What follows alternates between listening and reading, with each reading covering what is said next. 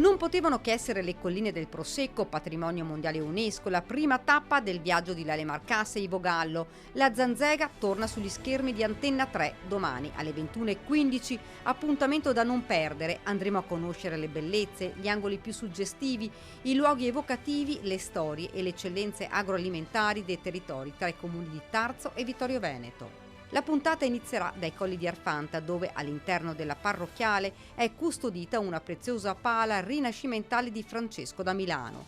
Poi nell'antico borgo di Fratta, impreziosito dalla via dei Murales, per poi proseguire lungo le sponde dei laghi di San Giorgio e Santa Maria, che ancora riflettono la luce lussureggiante dei boschi circostanti. Luoghi pieni di natura e fascino che hanno emozionato il grande poeta Andrea Zanzotto. I sapori terzesi verranno raccontati invece all'interno dell'albergo ai Pini, dove da oltre 100 anni continua la tradizione della famiglia della Pietà. Ma questo è solo un assaggio di quello che Lele Marcassa e Ivo Gallo vi faranno scoprire. Tra musei, ville e tradizioni, ogni giovedì alle 21:15 scopriremo le bellezze del Nord-Est.